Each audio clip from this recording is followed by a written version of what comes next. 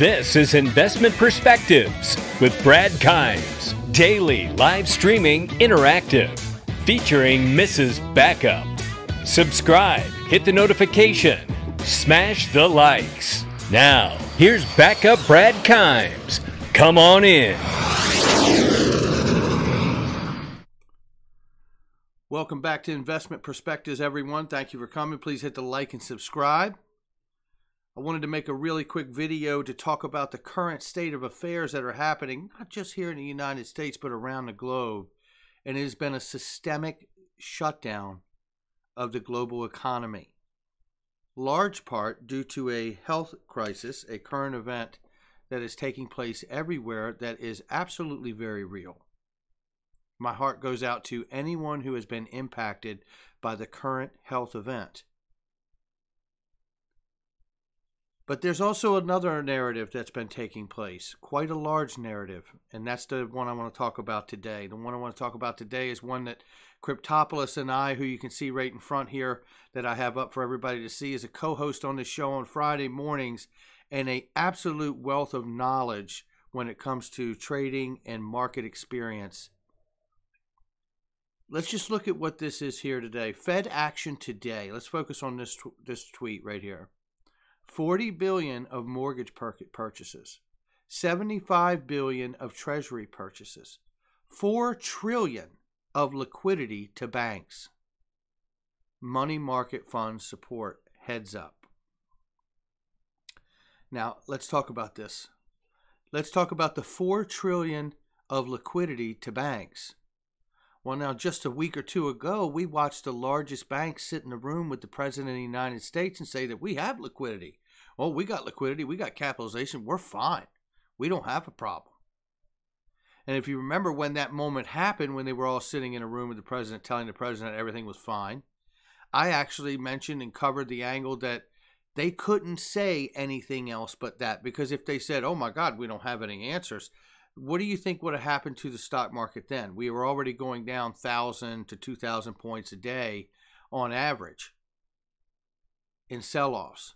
So if they had made that comment then, it would have been even worse.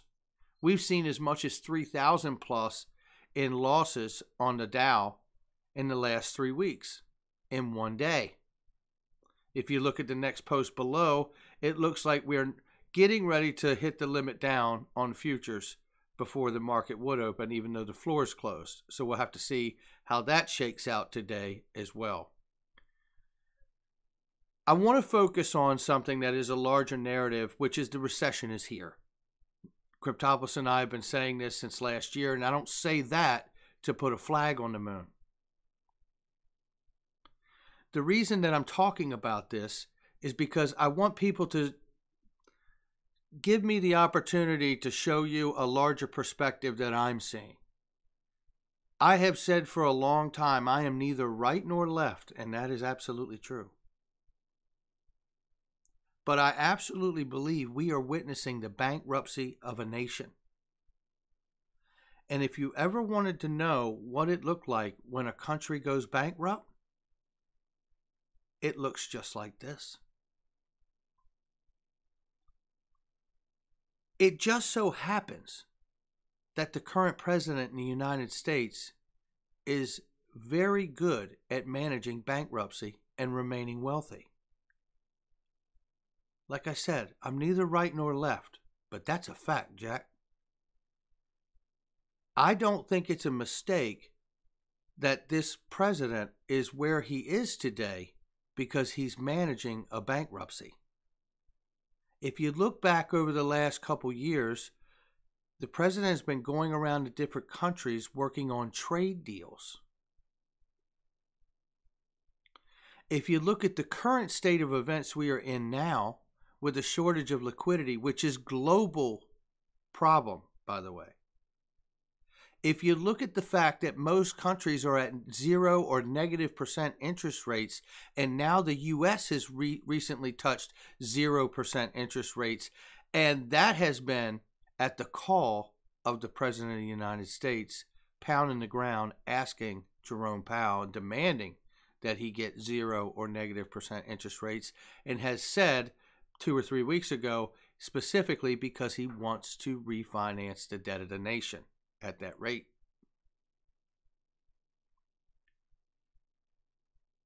You have to ask yourself, because when you look at the $40 billion of mortgage purchases, the $75 billion of treasury purchases, the $4 trillion of liquidity going to banks, you can't get your mind around it. It's hard to understand. It's very difficult to grasp this amount of numbers, because this is historical $4 trillion of liquidity to banks. And I don't think it's over by a long shot. I think this is the first shot in the arm, not the last. The point of all of this is that we all realize, I think collectively, that the Federal Reserve is the best at kicking the can down the road. But the reality is that this is historical numbers even for the Fed. I'm going to say that again. Now, the Fed is good at kicking the can down the road, but this is historical numbers even for the Fed. That's right, the Fed, who's in bed with the Treasury prints the money, and the Fed expands the balance sheet, right? And they always kick the can down the road. Quantitative easing is what they call it. Now, we all know that the country needs stimulus, and we all have to get a check from somewhere because they're shutting down where we get our check from. Now, I'm not here to debate whether it should happen, whether it needs to happen or not. I'm here to have a conversation to encourage you to take a look at the fact that while this current health event is going on, it becomes the perfect time to go ahead and bankrupt the nation and reset and do a financial reset, because that's what a bankruptcy is.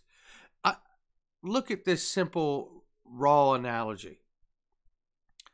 You have to know somebody, if it's not happened in your own life, to where you maybe have gone through a bankruptcy, or a family member, a coworker, a friend. We all know somebody that had to go bankrupt and had to declare bankruptcy. It's not the worst thing in the world, right?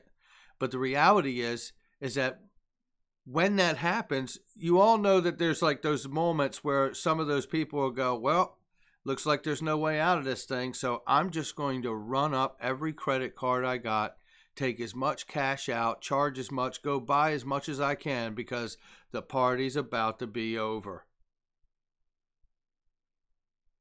I encourage you that $4 trillion of liquidity isn't the last shot in the arm, and that's exactly what's going on with that $4 trillion. It is the Treasury and the Fed making sure that all the banks and all the ones that always get the bailout, they always get bailed out, they are getting that liquidity given to them now before the reset takes place. If we are at historical levels of aid and liquidity injections, I'm here to tell you we have finally reached a day where it is absolutely unsustainable. I also, in a cynical side of me, think that for the government, and it's not the first time they've ever done stimulus, by the way, where we all get checks. But if you think about the level of the checks they're talking about giving us, and the fact that it may be 2 months, it may be 3 months, who knows, it could be 4 months. I can't help but think to myself, if they're willing to give us a check, there's something going on better on their side of things that they're about to do for their self. What could that be? Well, I want to start with a little clip here, and I want to give a shout out to XRP Chinchilla for this one, for this video. I'm going to start at the 12-minute mark here, and this is Yanis Varoufakis. I hope I said his name correctly. The former Minister of Finance for Greece. This was 4 years ago. Anybody knows any kind of soft information about the global economy? Greece has been in trouble for a long time, and this was at the peak of their trouble. let's talk about, and they're not out of trouble. So let's talk about this and the 12-minute mark and what he suggests here. He's going to refer to what we understand is the resolution for XRP to be a neutral asset that sits in the middle of global trade and all the major currencies of the world. He is going to refer to it as a Cosmos coin or a Cosmos money. You'll hear him. Let's just hear this. It's only a couple minutes here.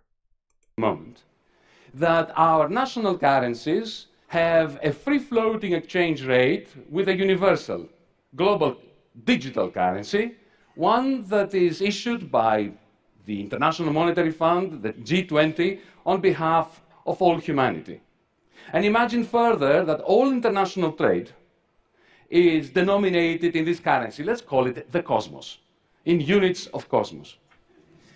With every government agreeing to be paying into a common fund a sum of cosmos units proportional to the country's trade deficit, or indeed to a country's trade surplus. And imagine that that fund is utilized to invest in green technologies, especially in parts of the world where investment funding is scarce. This is not a new idea. It's what, effectively, John Maynard Keynes proposed in 1944 at the Bretton Woods Conference. And there you have it. And I've been saying that for a long time, that the idea for XRP really came from John Maynard Keynes at the original Bretton Woods meeting. And he's absolutely right. And I'm no authority to tell him, he's the economist. But that is the truth. And that's where this all started. But they didn't have the technology then that we have now to facilitate such a global currency, a global asset rather. I also want to show you this, and this came from Moose on Twitter. Thank you to both you, XRP Chinchilla and Moose, for this. The $1 trillion coin is a concept that emerged during the United States debt ceiling crisis in 2011 as a proposed way to bypass any necessity for United States Congress to raise the country's borrowing limit through the minting of very high-value platinum coins. The concept gained more mainstream attention by late 2012 during the debate over the United States fiscal cliff negotiations and renewed debt ceiling discussions. After reaching the headlines during the week of January 7, 2013, use of the $1 trillion coin concept was ultimately rejected by the Federal Reserve and the Treasury. I guess it was. But oddly enough, Ripple was put together right around 2012, wasn't it? I offer to you that XRP is that $1 trillion coin. It is that $1 trillion solution.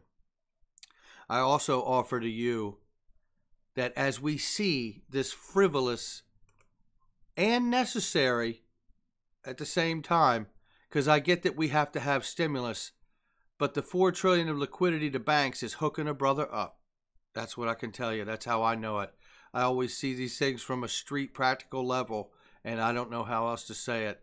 But this is everybody getting hooked up before we go into a reboot or a financial reset.